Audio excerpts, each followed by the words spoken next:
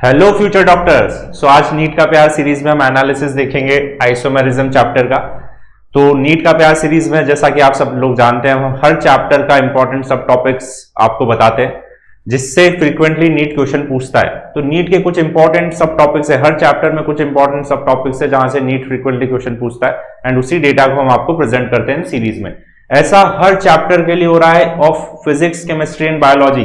कहां पर मिलेगा मुझे ये सीरीज? तो ई सरल का नीट का चैनल है, वहां पर नीट का प्यार सीरीज हम देख सकते हैं और नीट का प्यार प्लेलिस्ट बना हुआ है। उसमें तुम देखोगे कि भाई बायोलॉजी के लिए, फिजिक्स के लिए, केमिस्ट्री के लिए, सबके लिए एनालिसिस मिल रहा है। हर चैप्टर का एनालिसिस प्रेजेंट है इस सीरीज में। ठीक है, तो बहुत ही इफेक्टिव सीरीज है, सीरियस एस्पायरेंट्स को बहुत फायदा हो सकता है इस सीरीज से। तो काइंडली सब्सक्राइब करो इसको। ठीक है, तो आज एनालिसिस देखते हैं अपन आइसोमेरिज्म चैप्टर का। इंपॉर्टेंट चैप्टर है।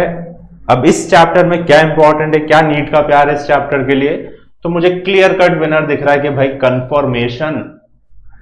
कन्फॉर्मेशंस मुझे छोड़ना ही नहीं है। दो ही मॉलिक्यूल्स के कन्फॉर्मेशन है मेरे सिलेबस में, n butane, normal butane and ethane के। ठीक है, 5 बार क्वेश्चन पूछा जा चुका है भाई, 5 बार। ठीक है, 2021 में लास्ट क्वेश्चन पूछा गया था।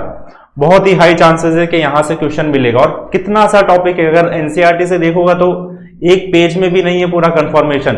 2-3 चीजें हैं भाई, टॉर्शनल स्ट्रेन क्या होता है, एंगल क्या होता है, तो ये सब मुझे पता होना चाहिए कंफर्मेशन में। बहुत ही सिंपल है ना।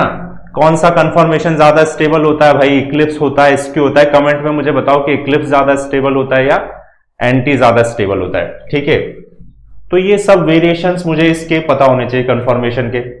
फिर ऑप्टिकल आइसोमेरिज्म को देखते हैं। तो ऑप्टिकल आइसोमेरिज्म में डी एंड एल कैसे निकालते हैं हम? कार्बोहाइड्रेट्स में हम बोलते हैं डी ग्लूकोज है या एल ग्लूकोज है, तो वो कैसे बताते हैं? डी और एल ग्लूकोज में क्या रिलेशनशिप होती है?